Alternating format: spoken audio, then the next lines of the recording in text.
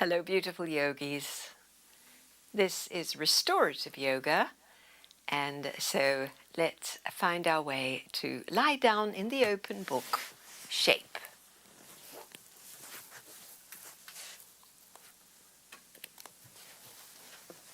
So we've got the bolster set up on a nice reclining shape. Sit back on it. And find the middle of your bolster and resting place for your legs and arms with the blankie on each side. So this is our lovely opening pose where we sense the spine, our spine, the sense of a book having a spine, and this equal falling away each side. Can you feel that? Know that you can have your legs out straight or in the cobbler's pose.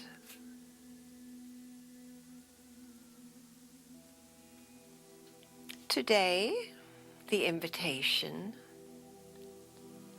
even though we've just relaxed the arms alongside, to bring your awareness to your arms.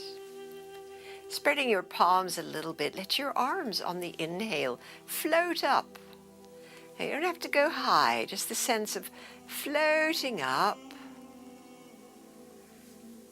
And then when you're ready to exhale, just let your arms float back down. And so controlling that movement, because now we are slowing down against gravity.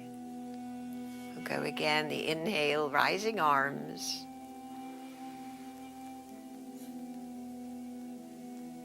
And the exhale, the lowering of the arms.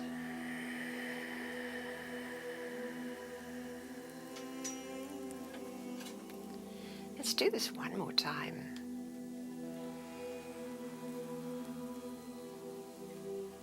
So the arms, the breath moving in sync, our attention resting on that.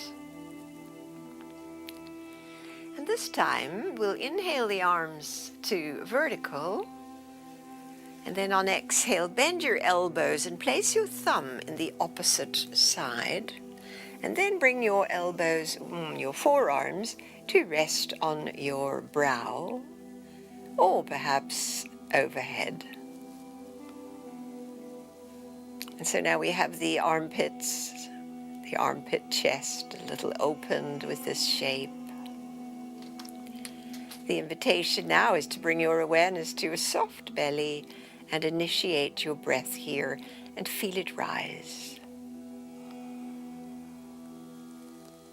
Breathing in through the nose, feeling the rising tide of your inhale. And then little pursed lips for the exhale, the arms staying as they are.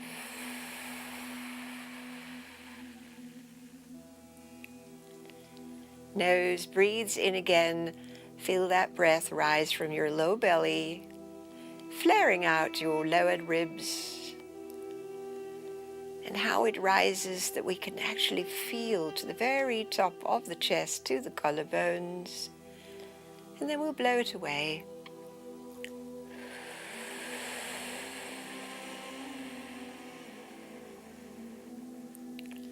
On this inhale, let your arms again stretch straight up. Crossing on exhale, your left arm over your right, the elbows bend and we hold the shoulders. Tuck your chin a little bit. The sense of a self-hug, nose in. Rising to fullness, blowing the breath away.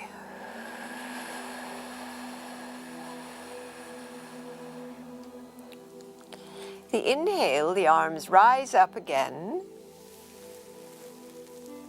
Ready to exhale, it's the right arm that crosses over and we bend the elbows to rest the hands around the shoulders. This self-hug, a little tuck of your chin. And the nose breathes in.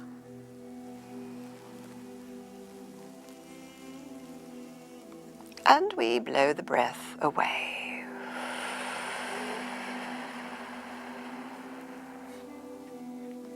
Inhaling your arms straight up and exhaling, let your arms gently come back either side of your body to now rest. Rest on the ground. We breathe through the nose, both for in and out. And we come now to this diaphragmatic breath practice that's slow, intentional, and with great ease. Low belly, ribs cresting at the top, and the exhale from the top through the ribs. And feel how your abdomen deflates as your breath completes itself. So please stay with that. This is a slowing and deepening. Our relaxed breathing slowing down to 5 or 6 breaths per minute, which is a very therapeutic way of breathing. If it feels too slow for you, or you have uncomfortable breath hunger, then breathe just a little bit faster. It's a myth to think that breathing more is the right thing to do. We actually want to breathe less, slower, and deeper. And as we do that, our body is receiving so many messages.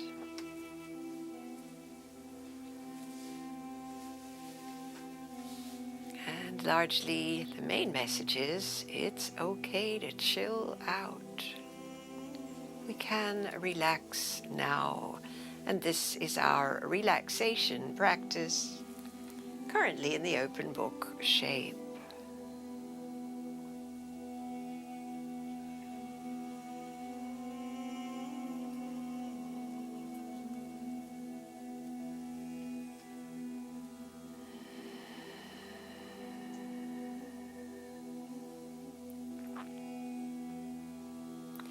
Conscious breathing is the doorway to meditation, and we'll be doing that too later in the practice. But we could call this breath meditation. And even though we're relaxed, it is kind of active because it calls for our full attention.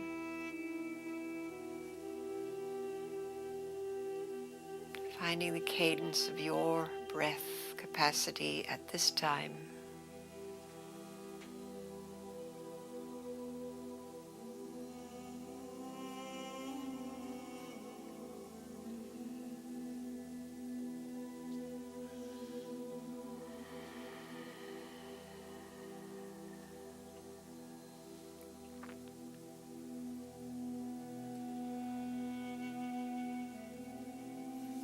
This slow breathing works physiologically, but it also works psychologically. It slows down the brain waves and provides more space for us to contain, to handle, to continue the journey of our life, sometimes going through difficult phases.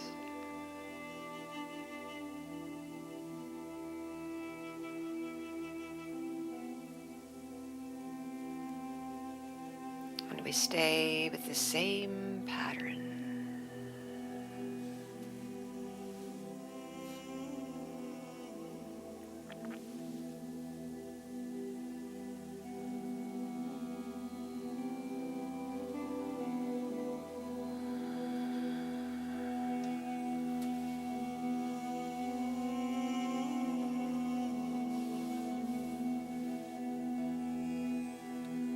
There are days when we can fall into this easily, and other days where we struggle.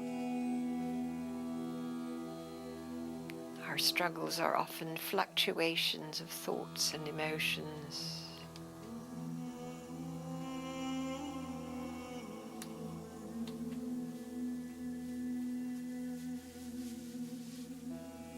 And the slow breathing makes space for everything to be here.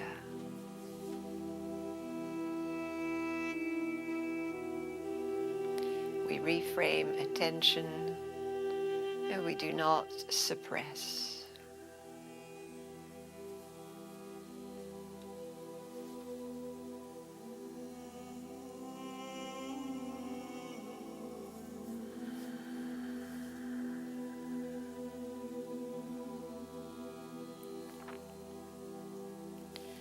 If your breath is becoming smoother and longer, less choppy, you might try little pauses at the turning points of the breath.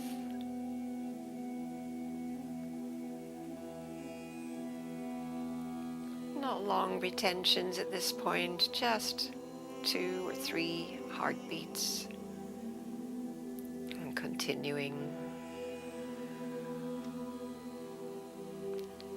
2 or 3 heartbeats at the end.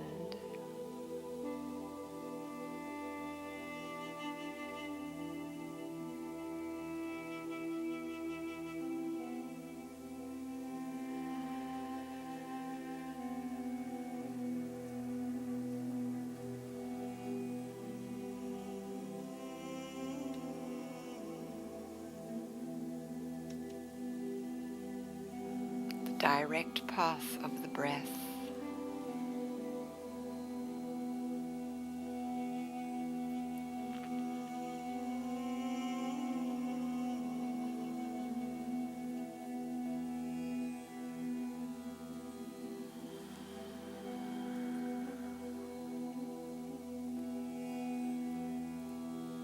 If you find that you are still pulled by thoughts a lot, and it would be perfectly normal, you could add this little movement to your breath. So as the rising inhale occurs, let your fingers spread. They could spread gently or vigorously. The little pause holding the spreading, and then as the exhale occurs, just letting your fingers soften. Feeling how they relax back to their natural curled place. We rest on the empty, and we go again. The rising inhale, the spreading of the hands and the fingers, and then the softening.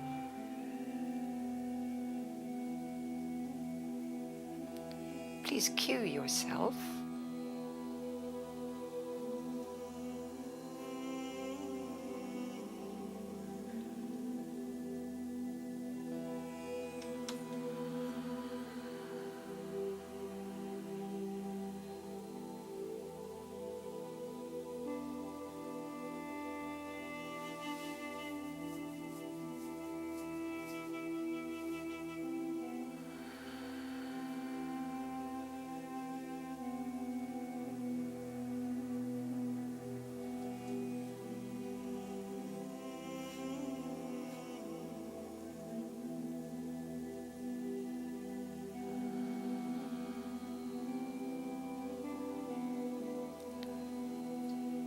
And then completing that hand movement, letting go of the breath, and take a moment now to just feel your state of being.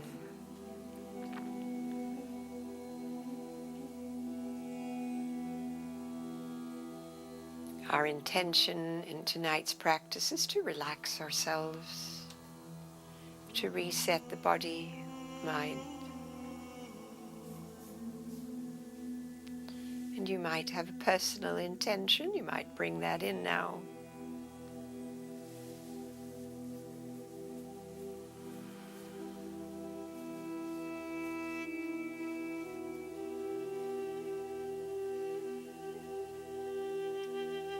And now as the breath comes in again letting your arms float up until your both arms are parallel and pointing upwards. The exhale as the wide arms hands, and we're going to bring the hands to the outer legs, knees, and help them up. Help your knees back up, walk your feet a little ways apart. Tuck your tail and scooch slightly away from the bolster, and then lean your knees in together. Tending the subtle sensations in the low back, in the hips, anywhere else that you can feel. We're giving ourselves time and space to feel our body's response.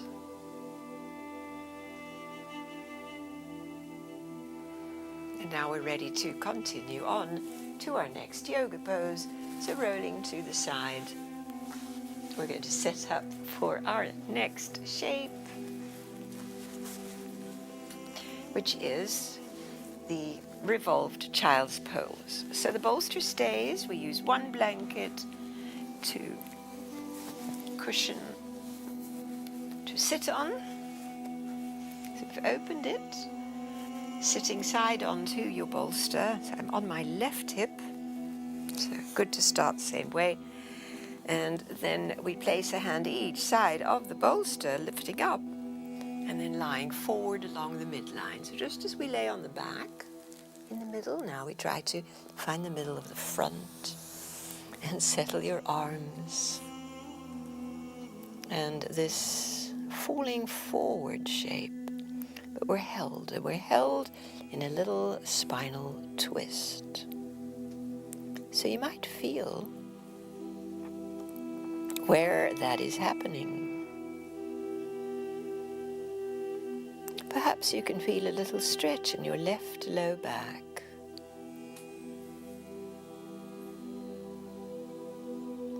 A little compression in your right.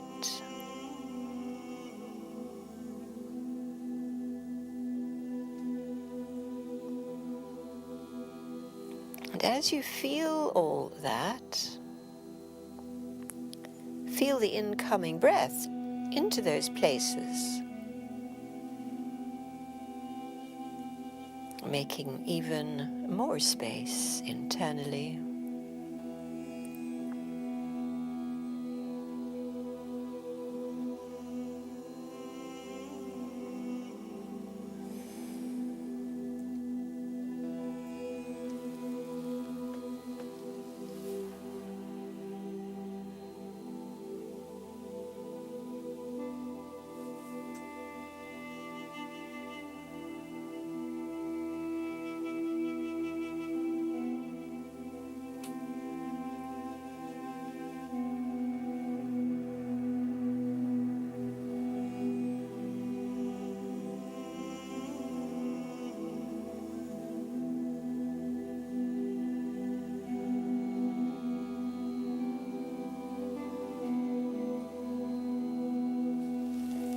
And as you settle in here, you might enjoy those little pauses between the breaths. I think of it now as a rectangular breath.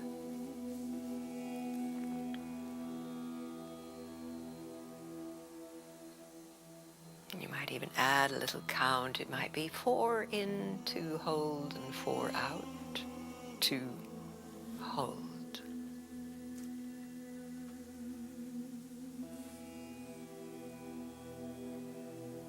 See how that feels.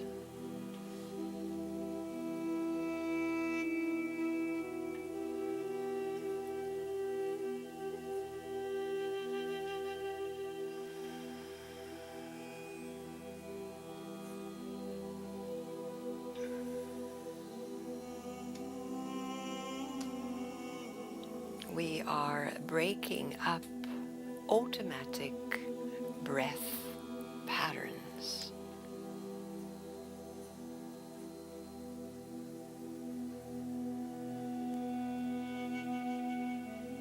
One of the most profound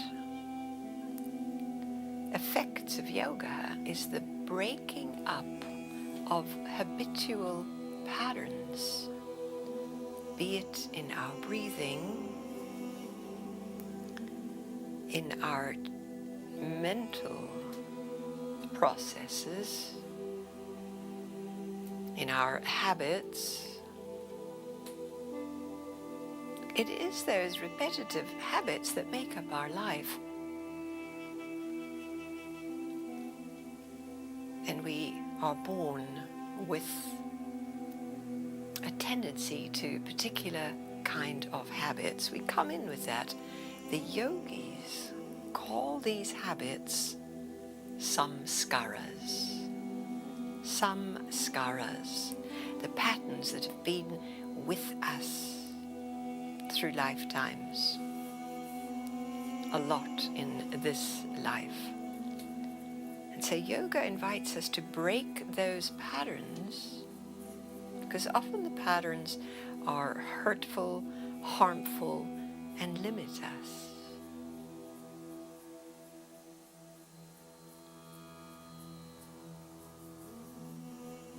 And so with conscious breathing, conscious moving, we are helping to break up those habits.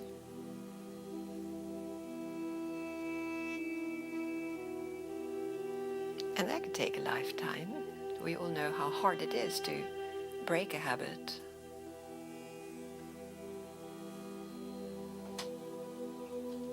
These are the deep ones, deep pathways of repetitions.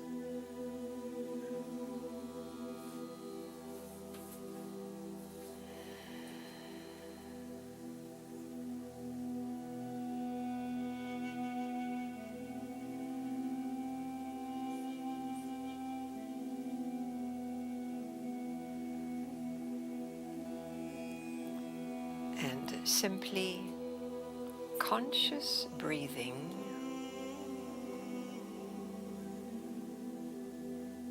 can help so much to break up those patterns.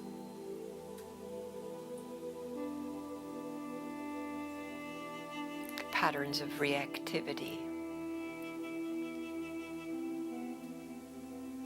The breathing gives us a chance, a moment, a pause.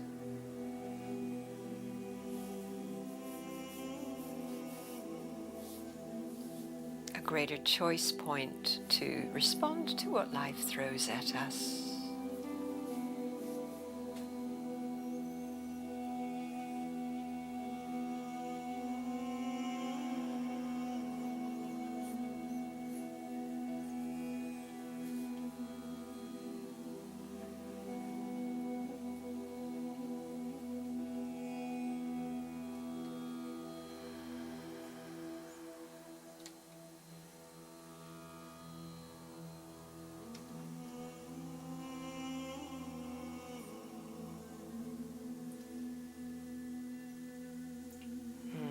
So lovely yogis, are you ready to move? The invitation is just to come up. You're still on your left butt, so come to hands and knees. And then before we plop down on the right side, just do a little cow-cat. So now we're activating the spinal column, central axis. So there's an arch in your back for the inhale. Tail tucking, rounding of your spine. Draw the below belly in, so we're kind of squeezing the breath out. And as we relax the squeeze, the belly softens. And the breath comes pouring in through the ribs, widening the heart space. The little pause. And then the ducking under. The rounding of the back, contracting low belly and pelvic floor. Hold that for 1, 2, and we go again.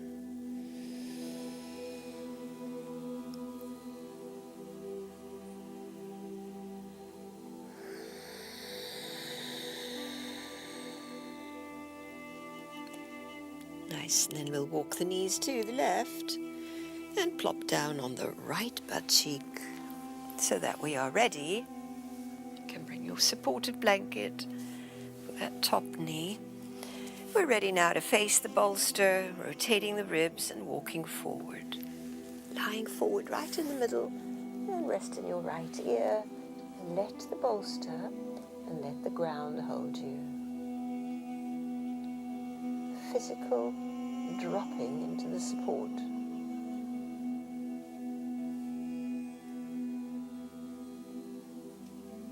Sensing where you might feel this shape.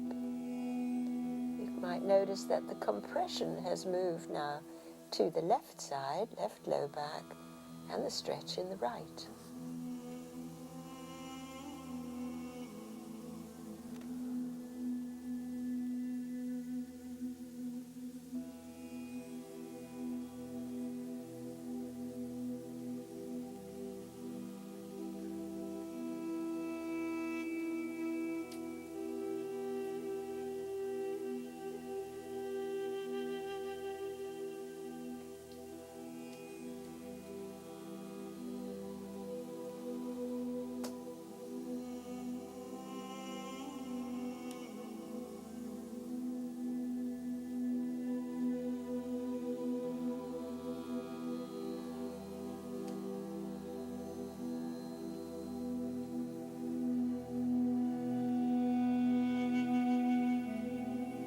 The rectangle breath still appropriate for this shape.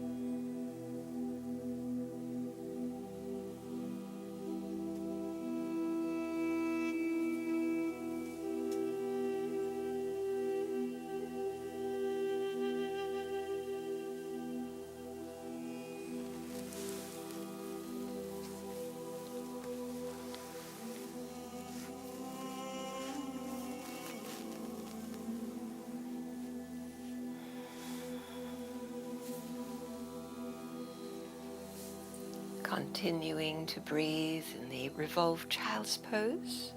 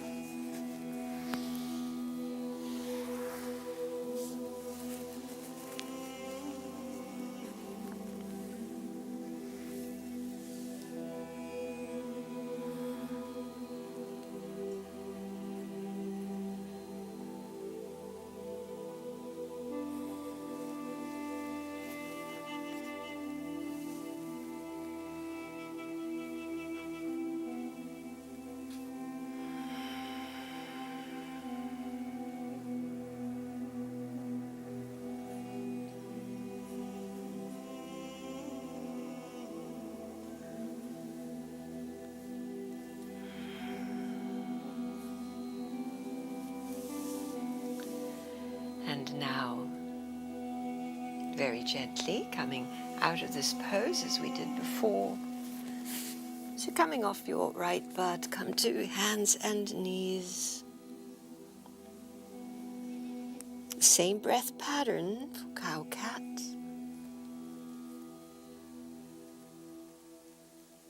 Little pause, rounding exhale, squeezing the breath out.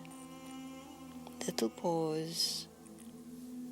And 2 more times. So that rising inhale, feel it across your ribs. And then the exhale where the spine rounds and we deeply contract the low belly, squeezing the breath out as it were. Know that the lungs are never empty completely. As we go again, filling the lungs, a little holding moment, and then the rounding.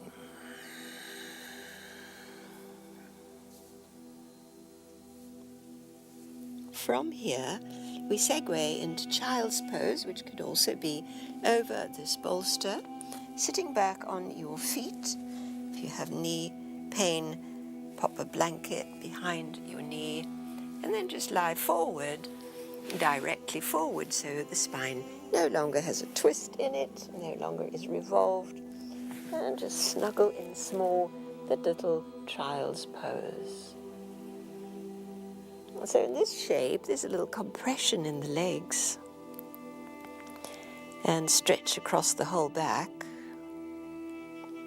Those of you not doing child's pose because of your knees, just lie on your tummy, placing the bolster under your belly. In other words, your legs would be completely extended out.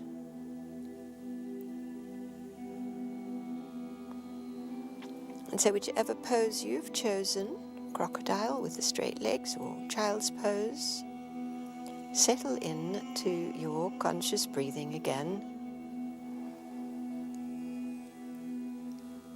sensing how the breath can fill the whole back, that little moment of treasuring the fullness of the inhale, smoothly letting it out again, and that moment of no breath. It has the quality of surrender.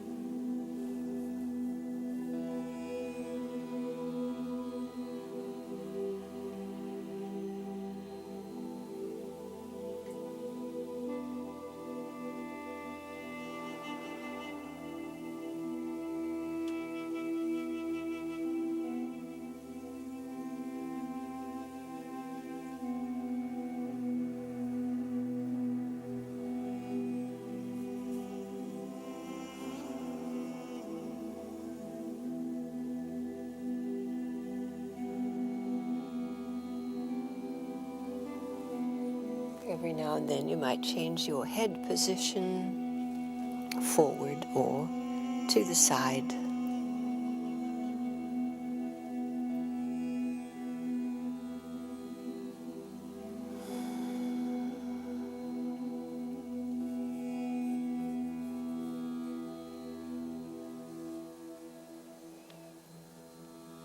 We have about 4 more cycles of breath here.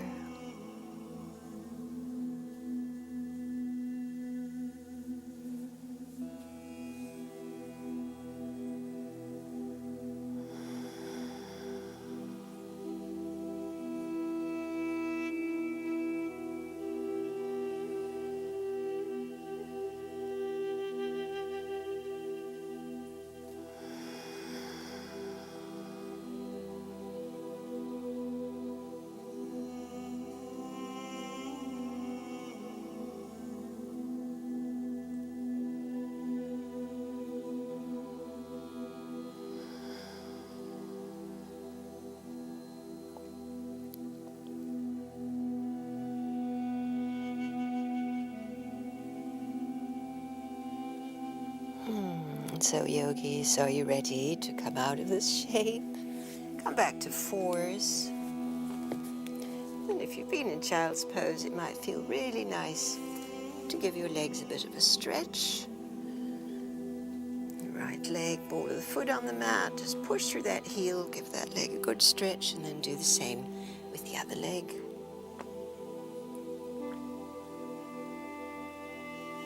And then from here, our next pose is the seated forward bend. So we're going to make a little tabletop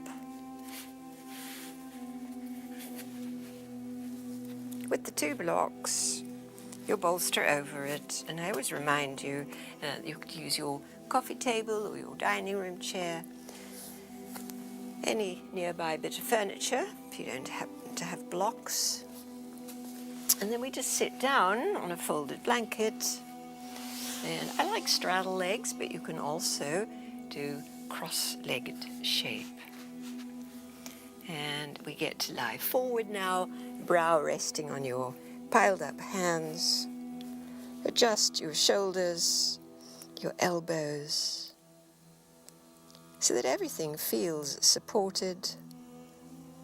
And if your tabletop feels too low, build it up with a blanket or a pillow or two.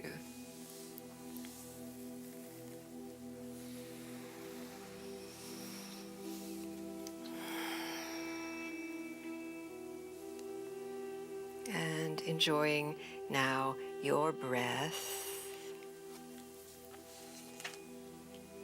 the feeling of extension, the feeling of stretch.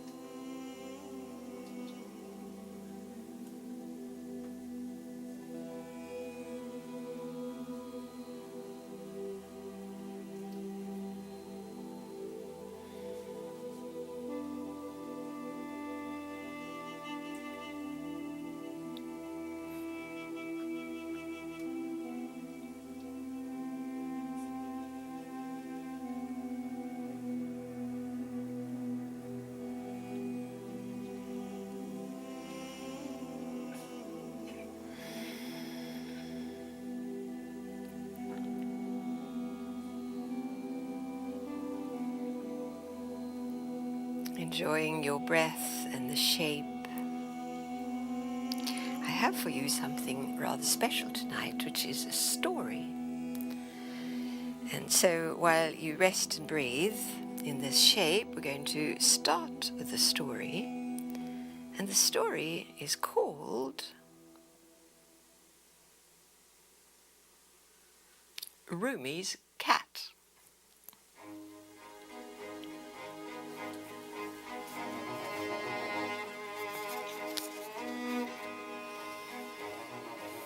So here we are, resting on our mats. Join me on a magic carpet ride through time and space to the 13th century and the rooftop of a well-known home in the small town of Konya, not far from the Mediterranean Sea. What you seek is seeking you. It was Rumi himself who suggested it. One summer's night he'd been pacing up and down the roof in full lyrical flow when Malaki appeared at the steps. "Time to eat, Baba," she called, knowing that if she'd waited for a pause between the verses, it could be a long time coming. No one else was so bold in interrupting the great poet at his work. Even the ruler, Parvane, would wait in respectful silence when visiting. But Maleki was her father's daughter, with little time for convention. Placing a tray of food on a low table With an emphatic clatter, she settled beside it. "You need fattening up," she says. It was true. Silhouetted against the moonlight sky, the lines of his blue linen cloak revealed him to be thin as the rim of a cup. Rumi glanced ruefully at Hosan, who had been faithfully recording every couplet before the two men joined Maliki, who was soon handing out plates of yogurt and flatbread, cloves of roasted garlic, and glasses of julep. Hopping from my usual spot on the parapet, from which I could survey not only the rooftop, but the goings-on in the street below, as I made my way over, I gave first my right leg a leisurely stretch, and then my left. Purring loudly in anticipation, I swept Maleki's arm and shoulder with my lustrous tail. She smiled, bringing a small dish with my own morsels on the floor beside her. It was Maleki who had given me the appropriate Persian name of Zia, which means light, on account of my bright lilac coat. I'd still been a kitten and she was a young girl when she adopted me. But you know how it goes. Cats choose their own people, do we not? And I was soon drawn to a different family member. The same person who was the source of enchantment to the whole of Konya. What was it about Rumi that drew so many to him? There was a perceptivity about his face, it was true, a radiant clarity in his hazel eyes which was unusual, and he walked with a certain poise, the balance of one who might effortlessly break into dance, as he was wont to do. But the source of his charisma really had little to do with his appearance. It was rather the curious sense you had that when you were with him, that he lived in an altogether different dimension. The feeling that although you might be sitting at the same fountain or sharing the same rooftop as him, what he perceived was extraordinarily different. A reality in which all that he saw and heard, everything that streamed through his senses, had a transcendent quality that filled him with joy. Walking along the street, the rhythmic sound of the goldsmith striking his anvil might evoke such sudden rapture that his footsteps would halt and he'd whirl a few times spontaneously. When he took a sip of julep, as he did right now, his expression was so beatific, it was as though he was imbibing the rarest ambrosial nectar. And most of all, when he met your eyes, it was as though he was looking directly into your heart, and what he beheld was a source of such extraordinary wonder that you never forgot his enthralled expression, nor how he made you feel, because whatever your own perception, he saw you as no less than a manifestation of the divine. And his discovery made your heart sing.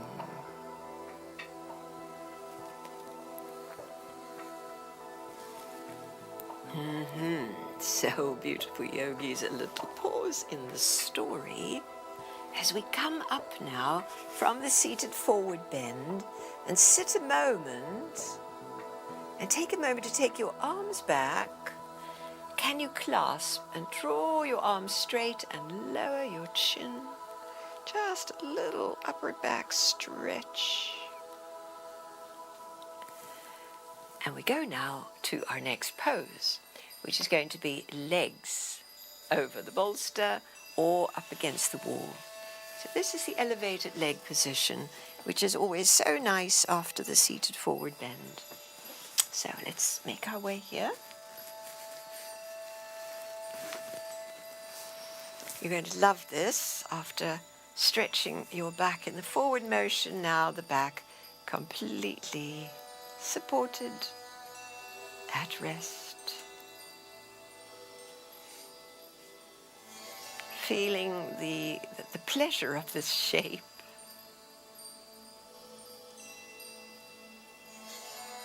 Returning to your conscious breathing.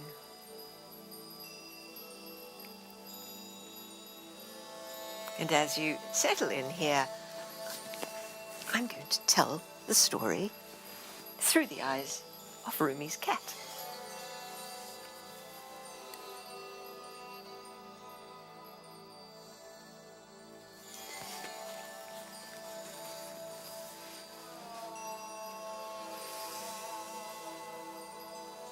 Which was why Rumi was the most beloved man in the city, as popular with merchants, tanners, carpenters, as he was with the turbaned classes.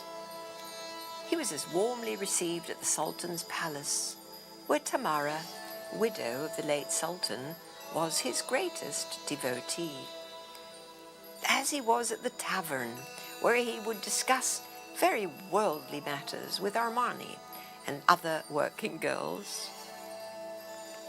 In our ever-busting trade route town, he was even consulted by the Franks, who occasionally passed through on their way from the primeval darkness of the West to the uplifting light of the East.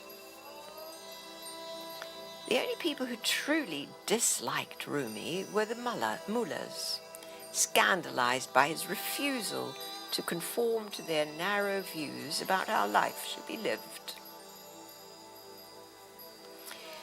So it was only after everyone had finished their meals, humans cleansing their hands in lemon-scented water, and I briskly washing my face, that Maleki looked pointedly at her father.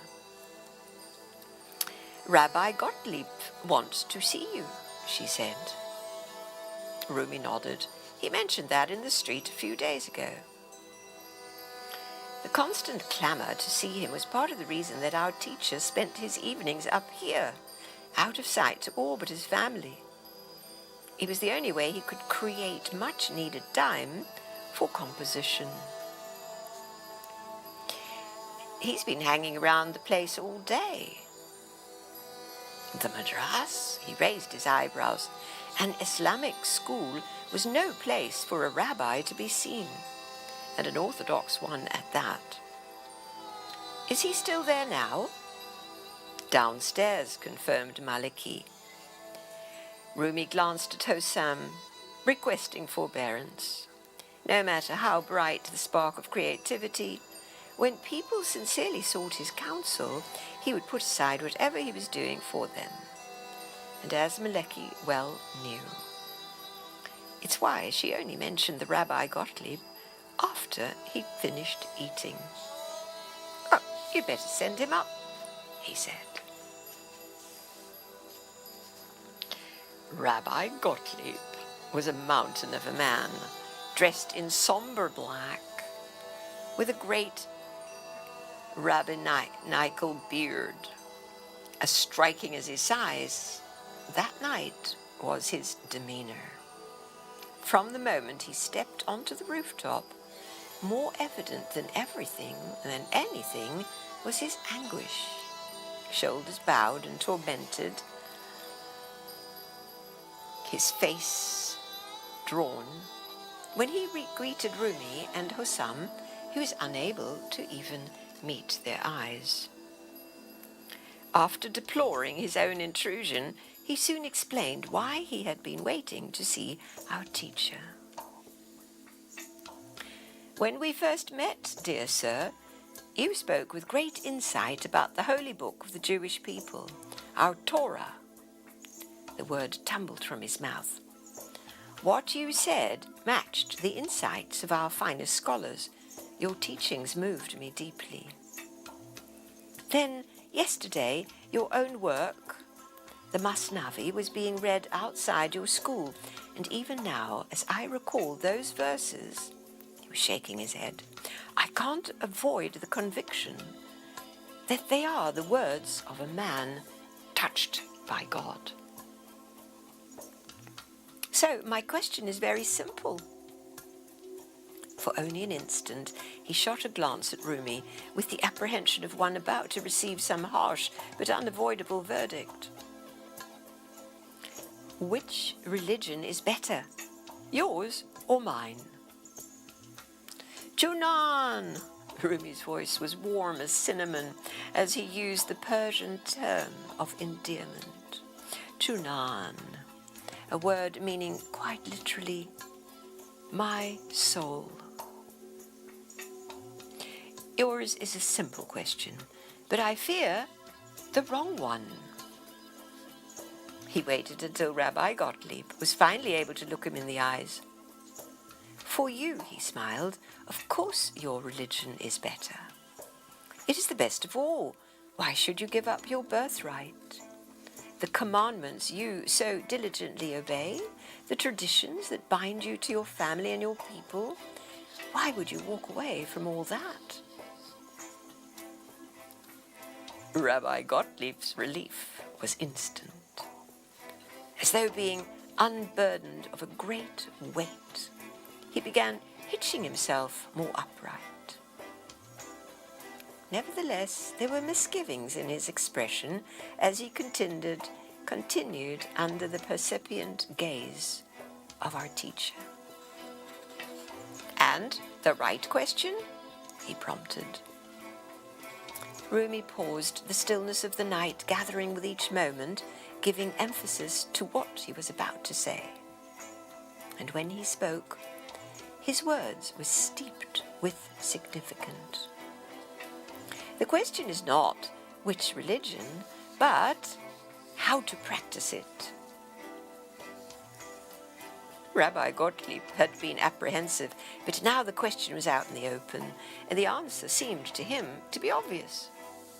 His response was as immediate as any that had been repeated 1,000 times, as has been passed down through the ages from generation unto generation, he said. The slightest shrug of Rumi's right shoulder indicated that this was not exactly the answer that he thought or sought. Raising a hand to his beard with a contemplative stroke, the visitor considered the matter further before trying a different reply, and one not entirely free from guile. As we are guided in our holy scriptures, the good book about which I have heard you speak with such soaring eloquence. Rumi responded to this ploy with a subtle pursing of the lips, and after a while he took a step closer. You believe that you and your kin are the chosen people, not so? He asked quietly, his voice barely a whisper. Beside the great bulk of his visitor, our teacher seemed slight and insubstantial as a wisp of incense that might scatter at any moment. Rabbi Gottlieb nodded. You and your people are greatly beloved by God? Again, the rabbi affirmed with this conviction. So, where do you feel this love of the divine? The rabbi seemed taken aback before answering. Well, when we celebrate Shabbat with our family, our friends. Not when, where, my friend? As his visitor was still unable to answer, Rumi said, there is only one place where love can be felt. And he raised his hand to his heart. Here. Here. Lifting his hand away from his own chest, he reached out until he was touching the rabbi's. Here, he repeated, pressing him briefly. Whether it was the physical sensation of our teacher's touch or the leap of conversation into unexpected territory, the rabbi's disquietude was clear. He had arrived believing himself burdened by a particular question, but within moments, Rumi was revealing the very different and wholly unexpected origin of his distress. Continuing to hold the rabbi's eyes unwaveringly, Rumi said, "God does not care about your religion so long as you practice it with love." For a long while, the truth of our teacher's words lingered, sweet as the night jasmine wafting across the rooftop.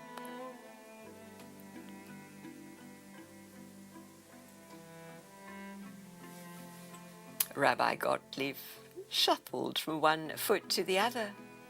"This is not so straightforward," he said. "Nor is it complicated," countered Rumi. "I have spent my life in studies training my mind. And now it is time," our teacher told him, "to open your heart."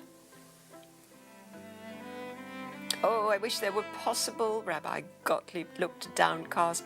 "I'm not like you, my friend. I find it hard to love and be loved. I'm not sure I'm even capable."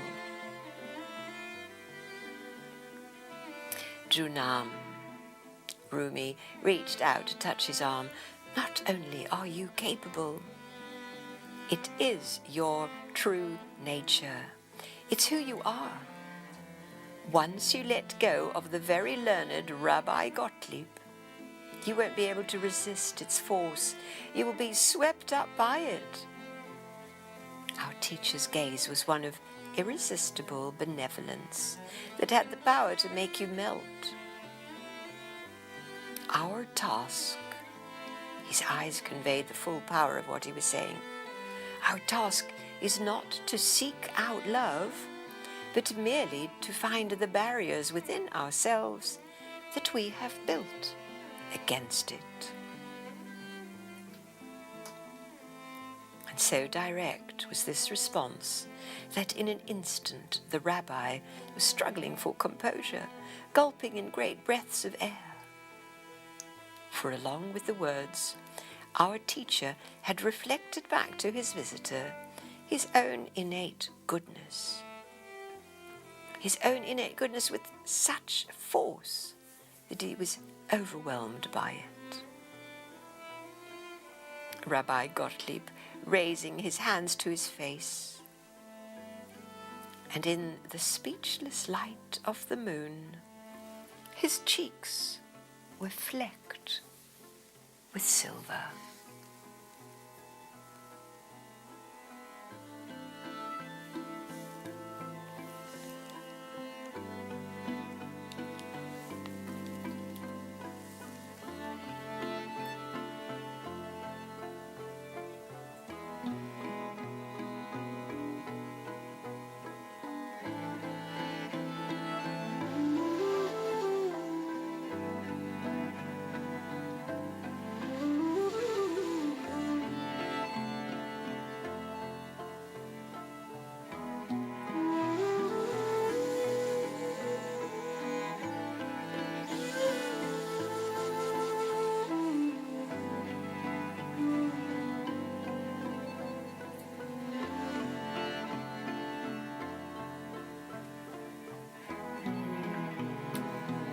So beautiful, Yogi. The story complete. Let's complete this yoga shape. Bend your knees, hug them in. Giving yourself a little hug and a side-to-side rock. We're going to set up for the next pose, which will be the supported bridge pose. So we rearrange everything. We take the pillow blankie, take it to the top of the mat, and the blocks to the bottom of the mat. And we're going to lie on the back again, this time with the bolster underneath your hips. If you're not sure what to do, have a little look-see at your screen.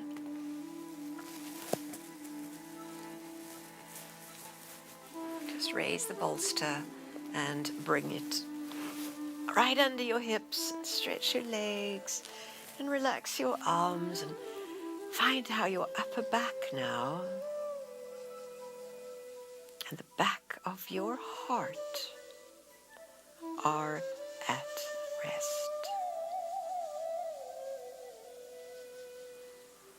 And in this shape, as you settle into it and get comfy, please come to your heart breathing.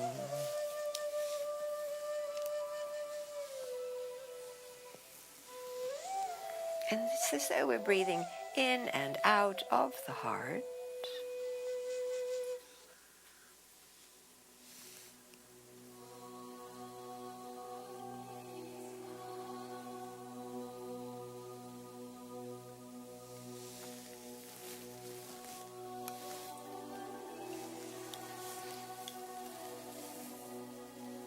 The long, slow breaths penetrating your heart so that awareness builds here.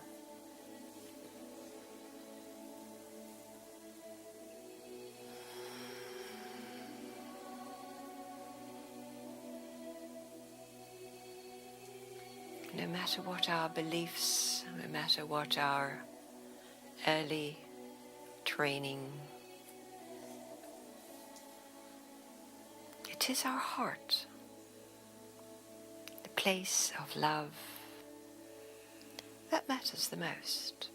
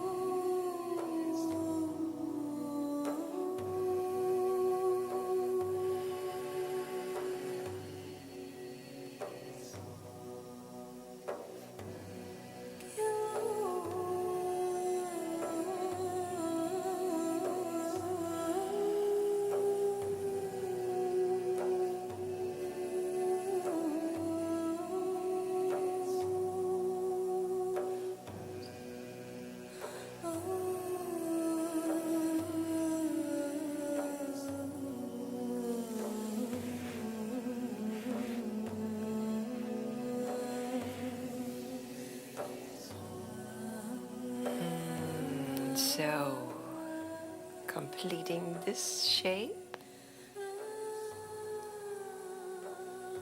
push the bolster downer so your low back lands on the mat. Give yourself a little hug with the knees drawn in to ease your low back. And the bolster now will be supporting your low back by being under your knees. You can bring that pillow blankie that was at the top of your mat, draw it in under your head. And we come to the final part of our practice today.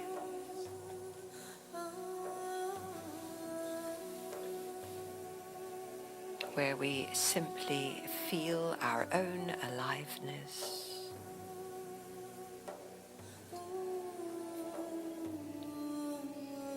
Heart awareness, heart breathing. In a place of love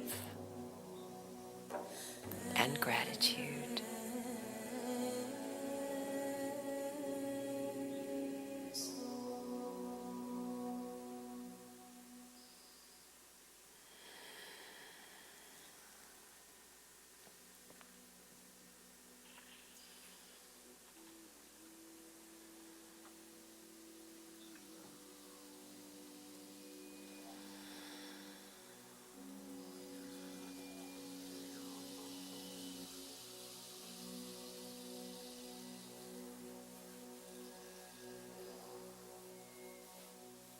Mother, I feel you under my feet.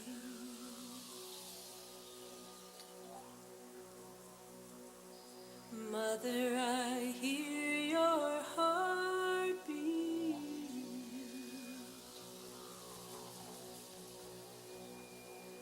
Mother, I feel you under my feet. Mother, I hear your heartbeat. Hey ya, hey ya, hey ya, ya hey ya, hey ya, ho. Hey ya, hey ya, hey ya, hey ya, hey ya, ho.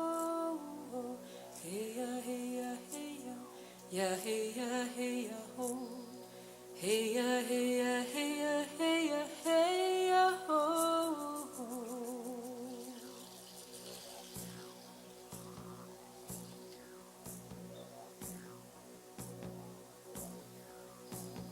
Mother, I feel you under my feet. Mother, I hear your heartbeat. Mother, I feel you under my feet. Mother, I hear your heartbeat. Hey ya, hey ya, hey ya, ya hey ya, hey ya, ho. Hey ya, hey ya, hey ya, hey ya, hey ya, ho. Hey ya, hey ya, hey ya, ya hey ya, hey ya, ho. Hey ya, hey ya, hey ya, hey ya, hey ya, ho. Mother, I hear you in the river's song, eternal waters flowing on and on. Mother, I hear you in the river's song, eternal waters flowing on and on. Hey ya, hey ya, hey ya, ya hey ya, hey ya, ho. Hey ya, hey ya, hey ya, hey ya, hey ya, ho. Hey ya, hey ya, hey ya, ya hey ya, hey ya, ho. Hey ya, hey ya, hey ya, hey ya, hey ya, ho. So this final part of our practice to rest on Mother Earth. Feel the heartbeat, the love and the gratitude. Drop into a deeper stillness.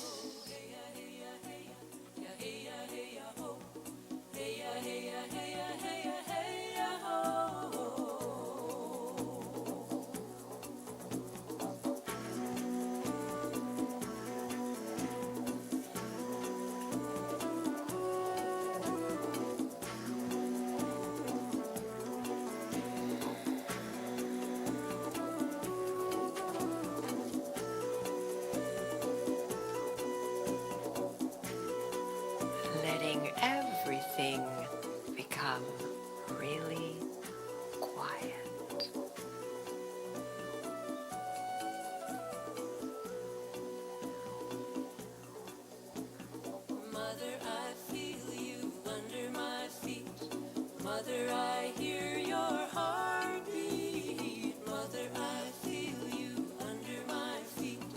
Mother, I hear your heartbeat. Hey ya, hey ya, hey ya, ya hey ya, hey ya, ho. Hey ya, hey ya, hey ya, hey ya, hey ya, ho. Hey ya, hey ya, hey ya, ya hey ya, hey ya, ho. Hey ya, hey ya, hey ya, hey ya, hey ya, ho. Mother, I hear you in the river song. Eternal waters flowing on and on. Mother, I hear you in the river song. Eternal waters flowing on and on. Hey ya, hey ya, hey ya, ya hey ya, hey ya, ho. Hey ya, hey ya, hey ya, hey ya, hey ya, ho. Hey ya, hey ya, hey ya, ya hey ya, hey ya, ho. Hey ya, hey ya, hey ya, hey ya, hey ya, ho. Father, I see you when the eagle flies. Light up the Feeling again your breath. Father, I see you when the eagle flies. Light of the spirit. Sensing your whole body and then sensing your state of being. Remembering your personal intention. Offering gratitude. Now we begin to awaken the body with a little stretch, a little moving.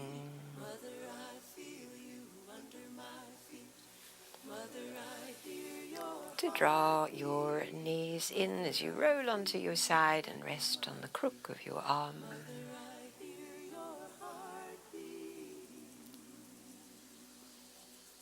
And make your way up to sit.